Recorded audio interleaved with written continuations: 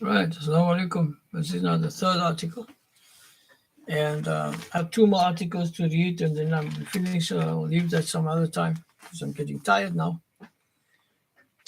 This one was published in the August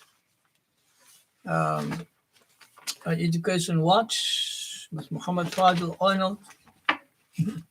Education must put children first is the article, and it was published on the 31st of October 2019. If education was truly aimed at helping children, it would not have all these policies to control education. There's only one real policy in education and learning.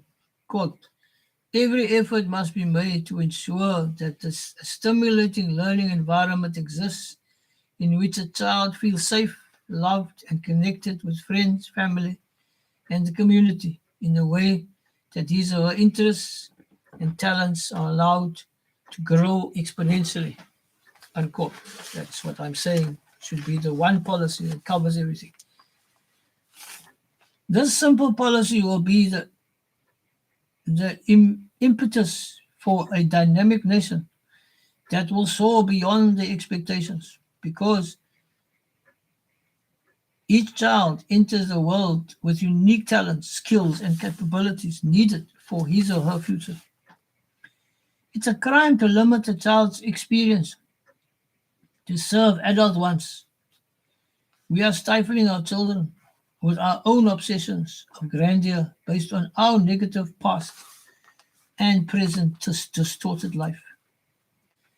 A new life needs new experiences, not old tools.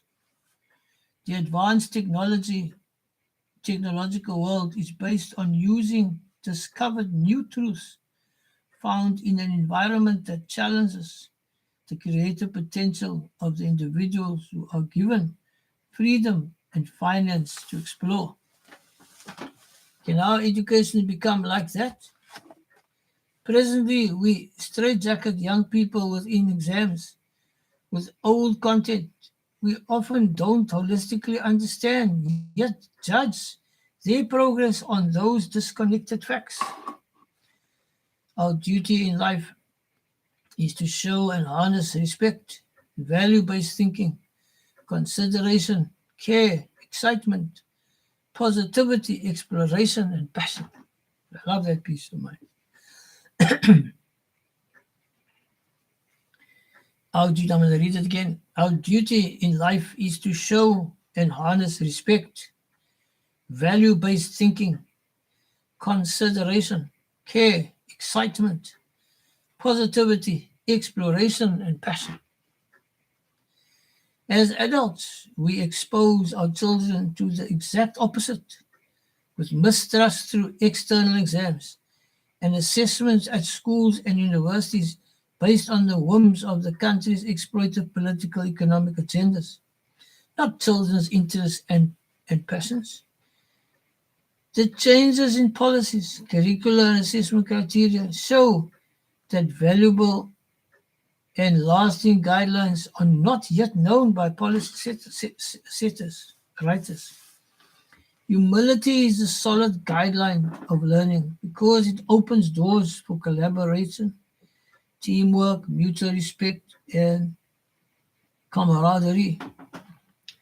If we don't know, we ask and are open for advice.